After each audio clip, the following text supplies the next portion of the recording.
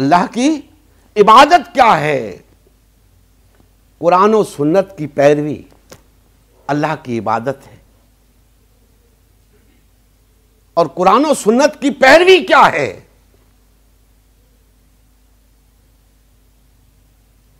ये इतना बड़ा कुरान मजीद 30 पारों पर मुश्तमिल हमारे सामने मौजूद है। नबी करीम सल्लल्लाहु अलैहि वसल्लम की 23 साला नबवी हयात तैयबा हमारे सामने है। इसको हमने कुरान और सुन्नत कहा। तो इस कुरान और सुन्नत को जानने के लिए, समझने और समझाने के लिए तो बहुत वक्त दरकार है। अगर हम इसको समेटें तो पता चलेगा कि ईमान और अमले साले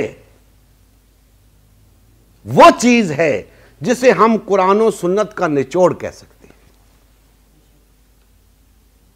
कुरान और सुन्नत का निचोड़ कह सकते हैं ईमान और अमले साले। ये काम जो शख्स कर गया, इत्तिबाए रसूल का हक अदा हो गया, अल्लाह का महबूब बन गया, अल्लाह भी उससे मोहब्बत करने वाला हो गया। क्या काम कर गया? ईमान लाया और अमले साले कर गया। फिर मैंने इस्तिलाह बयान कर दी, ईमान और अमले साले। ईमान और अमले साले क्या है? कुरान और सुन्नत। ईमान और अमले साले कुरान और सुन्नत है। ये पूरा कुरान नबी करीम सल्लल्लाहु अलैहि वसल्लम की 23 साला नबवी हयात तैयबा, ये ईमान और अमले साले का बयान ही तो है। कुरान उसका बयान है और सुन्नत उसकी अमली शान है।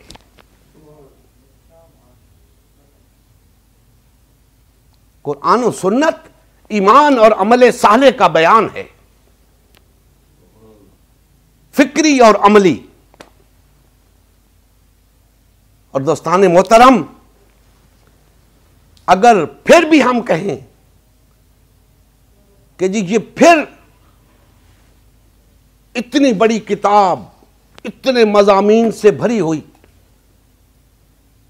और 23 साला नबवी हयात तैयबा, बड़ा तवील सफर है, इसको भी मजीद समझाएं, मजीद समझें कि ये ईमान और अमले साले क्या है। तो दोस्तान मोहतरम, ईमान और अमले साले दो चीजें नहीं हैं, एक है। ईमान और अमले साले दो चीजें नहीं हैं, एक चीज है। ईमान बिला अमले साले कुछ नहीं, अमले साले बिना ईमान कुछ नहीं। अमले कबूल है, उसके बगैर अमले साले कुछ नहीं। लिहाजा ईमान और अमले साले एक चीज है। जो अमल ईमान की बुनियाद पे होगा वही काबिल कबूल होगा। और इस ईमान और अमले साले को अगर हम एक जुमले में बयान करना चाहें कि ये ईमान और अमले साले क्या है, तो कुरान और सुन्नत से हमें जो रानुमाई मिलती है उसकी रोशनी में कह रहा हूं कि ईमान और अमले साले जिहाद फी सबीलिल्लाह का नाम है। ईमान और अमले साले जिहाद फी सबीलिल्लाह का नाम है। क्यों? इसलिए कि जब कोई शख्स ईमान लाता है, दायरे इस्लाम में दाखिल होता है, उसका जिहाद फी सबीलिल्लाह शुरू हो जाता है। वो जिस दीन पर ईमान लाता है, अब उस पे लाजिम हो जाता है कि उस दीन की दावत को लेकर आगे चले। उसका ये दीन की दावत को लेकर चल पड़ना जिहाद फी सबीलिल्लाह है। अब इस दावत के दौरान उसे हजार मुश्किलात पेश आएंगी, तकालीफ उठानी पड़ेंगी, अपनी सलाहियतें सर्फ करनी पड़ेंगी, चलना पड़ेगा, बोलना पड़ेगा, सुनना पड़ेगा, मलामत सुननी पड़ेगी, गालियां खानी पड़ेंगी, मार खानी पड़ेगी, लोगों की बेशुमार बातें सुननी पड़ेंगी, ताने सुनने पड़ेंगे। ये सब जिहाद फी सबीलिल्लाह है, ये सब जिहाद फी सबीलिल्लाह है। क्यों? ये सब वो क्यों कर रहा है? ये सब वो क्यों कर रहा है? दीन उसने सुना, उसे पता चला कि इस्लाम एक दीन है, उसने इस्लाम को कबूल कर लिया। क्या यह काफी न था? नहीं दोस्तान मोहतरम, यह काफी न था। इसीलिए दीन कबूल करने के बाद उसका जिहाद फी सबीलिल्लाह शुरू हुआ। असल काम तो अब शुरू हुआ है। महज कबूल कर लेना काफी न था, महज जुबान से कह देना कि मैं मुसलमान हो गया, या महज जुबान से कलमा पढ़ लेना कि ला इलाहा इल्लल्लाह मुहम्मदुर रसूलुल्लाह, यह काफी नहीं है। क्यों?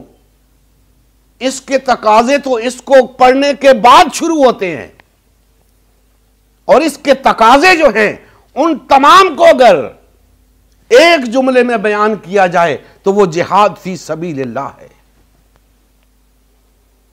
आपने उसके बाद इस दीन की दावत को जब लोगों के सामने रखना है तो जो मुश्किलात आपको पेश आएंगी, जो तकालीफ आपको उठानी पड़ेंगी, जो सफर आपको करना पड़ेगा, जो खर्च आपको करना पड़ेगा, जो सलाहियतें इस्तेमाल करनी पड़ेंगी, ये सब जिहाद फी सबीलिल्लाह होगा। सवाल पैदा होता है कि क्यों ये जिहाद फी सबीलिल्लाह, क्यों? तो पता यह चलता है कि अभी आगे जाना है, आगे कुछ और काम है जो करना है, उसी को इत्तिबाए रसूल कहते हैं। इसी काम को इत्तिबाए रसूल कहते हैं कि मरते दम तक कुछ करना है, वही इत्तिबाए रसूल है। ये जिहाद फी सबीलिल्लाह, ये इत्तिबाए रसूल है। आगे बढ़ते जाएंगे, जिहाद फी सबीलिल्लाह करते जाएंगे। 1 से 2 होंगे, 2 से 4, 4 से 8, काफिला बढ़ता जाएगा, दीन के तकाजे बढ़ते जाएंगे। एक मुनज़्ज़म जमात वजूद में आएगी। ये इत्तिबाए रसूल से हमें मालूम हो रहा है कि जिहाद फी सबीलिल्लाह करते करते, दीन की इस दावत को आगे फैलाते फैलाते 1 से 2 हुए, 2 से 4 हुए, बढ़ते गए बढ़ते गए, एक मजबूत मुनज़्ज़म जमात वजूद में आई। और जमात वजूद में क्यों आई? सब अपनी अपनी जगह ईमान लाकर बैठ जाते, इस्लाम कबूल करके बैठ जाते। ये मुनज़्ज़म और मुस्तहकम और मजबूत जमात किस लिए? पता चला अभी आगे करने का कुछ और काम भी है। इस्लाम लाने के बाद, ईमान लाने के बाद अभी और कुछ काम है। जमात बन गई, किस लिए जमात बन गई? जिहाद फी सबीलिल्लाह क्यों किया जा रहा है? तो दोस्ताने मोहतरम, कुरान हमें बताता है जिहाद फी सबीलिल्लाह अकामत दीन के लिए है। ये सारी जिद्दोजहद अकामत दीन के लिए हो रही है, और इस जिद्दोजहद को इत्तिबाए रसूल कहते हैं। जब ये जिद्दोजहद पहले ये जिद्दोजहद हुई, वो इत्तिबाए रसूल ही थी। तो अब भी इत्तिबाए रसूल में होगी। जिहाद फी सबीलिल्लाह अकामत दीन इस्लाम के लिए है। जिहाद फी सबीलिल्लाह शहादत अलन नास के लिए है। जिहाद फी सबीलिल्लाह अमर बिल मारूफ व नही अनिल मुनकर के लिए है। और जिहाद फी सबीलिल्लाह गलबे दीन इस्लाम के लिए है। अब वो जमात फलती फूलती रही, मजबूत होती रही, लोगों तक, इंसानियत तक इस दावत को पहुंचाती रही, जिहाद फी सबीलिल्लाह करती रही, अपनी सलाहियतें इस्तेमाल करती रही, अपनी तवानाइयां सर्फ करती रही, अपना वक्त और माल खर्च करती रही। यही जिहाद फी सबीलिल्लाह है। समझ लें, अपने जहनों में बिठा लें, यह जिहाद फी सबीलिल्लाह है कि अल्लाह के दीन की इस दावत को, जिस दीन को हमने कबूल किया है, उस दीन की दावत को आगे फैलाना ही जिहाद फी सबीलिल्लाह है। जब तक के दीन कायम नहीं हो जाता, जब तक के इंसानियत के ऊपर हम गवाह बन के खड़े नहीं हो जाते, जब तक के अमर बिल मारूफ और नहीं अनिल मुनकर का फरीजा अंजाम नहीं दे दिया जाता, जब तक के अल्लाह का दीन गालिब नहीं आ जाता, यह जिहाद फी सबीलिल्लाह चलता रहेगा। और दोस्तान मोहतरम, आखिरी बात कह के अपने कंक्लूजन की तरफ आता हूं कि ये तमाम जो मैंने एक सिलसिला बयान किया, ये अल्लाह की मोहब्बत का जरिया है, अल्लाह की मोहब्बत के हुसूल का जरिया है। ये कुछ करके हम अल्लाह से मोहब्बत रखने के दावे पर पूरा उतर सकते हैं। और अगर हम इस दावे पर पूरे उतर गए तो अल्लाह भी हमसे मोहब्बत रखेगा। और ये सब कुछ करने के बाद आपने सुन लिया कि अल्लाह का दीन गालिब आ जाएगा, तो उससे क्या होगा? उससे हम दुनिया के अंदर कामयाब हो जाएंगे, दुनिया के अंदर सरबुलंद हो जाएंगे, रुए जमीन के ऊपर अल्लाह की हाकमियत कायम हो जाएगी। हम ये साबित करने में कामयाब हो जाएंगे कि हम अल्लाह से मोहब्बत रखते हैं। लेकिन अभी एक मामला बाकी है कि हमारी आखिरत का क्या बनेगा, हमारी आखिरत का क्या बनेगा। तो याद रखें, आखिरत के लिए कुछ और नहीं चाहिए, यही कुछ चाहिए जो मैंने बयान कर दिया। यही ईमान, यही अमल साले आखिरत की कामयाबी के लिए भी दरकार है। आखिरत के लिए कोई और ईमान, कोई और अमल साले नहीं है। यही इत्तिबाए रसूल आपको दुनिया में भी कामयाब करेगी, आखिरत में भी कामयाब करेगी। और अगर इत्तिबाए रसूल से महरूम रहे तो दुनिया में भी नामुराद, आखिरत में भी नामुराद।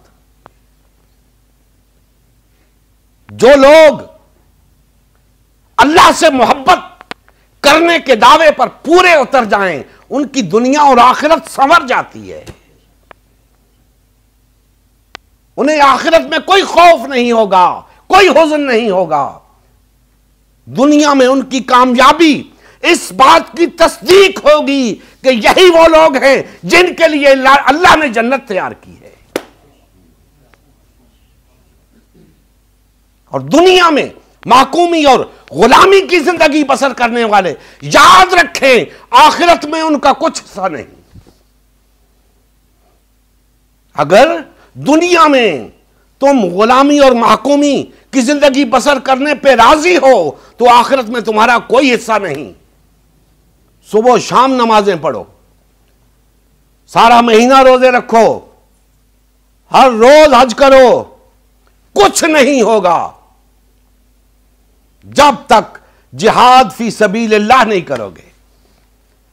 और जिहाद फी सबीलिल्लाह मैंने बता दिया, उस जिद्दोजहद को कहते हैं जो दावत हक से शुरू होती है, गलबा हक पे खत्म होती है। इसी जिद्दोजहद पर दुनियावी और उखरवी फलाह का मदार है। इसी जिद्दोजहद पर इत्तिबाए रसूल का मदार है। इसी जिद्दोजहद पर अल्लाह की मोहब्बत का मदार है। नबी करीम सल्लल्लाहु अलैहि वसल्लम की जिंदगी का मकसद गलबा-ए दीन इस्लाम था। इस मकसद के हुसूल के लिए उम्मत मुस्लिमा की तश्कील हुई। उम्मत मुस्लिमा ने नबी करीम सल्लल्लाहु अलैहि वसल्लम की सयादत व क़यादत में इस्लाम को गालिब व नाफिज किया। जब तक उम्मत मुस्लिमा में वहदत रही, इस्लाम का गलबा बरकरार रहा। जैसे ही उम्मत मुस्लिमा में तफरका रूनुमा होना शुरू हुआ, यानी पार्टीबाजी शुरू हुई, इस्लाम का गलबा जाता रहा। आज गलबा-ए दीन इस्लाम की बहाली की वाहिद सूरत उम्मत मुस्लिमा की तश्कील नौ है। अल्हम्दुलिल्लाह, हमने गलबा-ए दीन इस्लाम की बहाली के लिए अल्लाह और उसके रसूल सल्लल्लाहु अलैहि वसल्लम की जमात उम्मत मुस्लिमा को बहाल और फ़आल करने का बीड़ा उठाया है। ये फकत हमारा ही नहीं बल्कि तमाम कलमा गो अफराद का अव्वलीन फरीज़ा है कि हर किस्म के बातिल और तागूती निज़ाम के खिलाफ उठ खड़े और गलबा-ए दीन इस्लाम की बहाली के लिए फिरकावारियत और पार्टीबाजी से किनारा कश होकर सिर्फ और सिर्फ उम्मत मुस्लिमा को बहाल और फ़आल करने में अपना तन मन धन लगाए। आइए इस मिशन का हिस्सा बनकर दीनी गैरत और हमीयत का सबूत देते हुए अपना फर्ज मनसबी अदा कीजिए। मजीद तफसील के लिए हमारा यूट्यूब चैनल उम्मत मुस्लिमा सब्सक्राइब कीजिए। हमारा फेसबुक पेज उम्मत मुस्लिमा की तश्कील नौ लाइक कीजिए। इस पैगाम को ज्यादा से ज्यादा शेयर कीजिए। सवाल और जवाब या फीडबैक के लिए हमारा व्हाट्सएप ग्रुप या मैसेंजर ग्रुप ज्वाइन कीजिए या इस नंबर पर राब्ता कीजिए। नंबर और तमाम लिंक्स डिस्क्रिप्शन में भी मौजूद हैं। जज़ाकुमुल्लाहु खैर।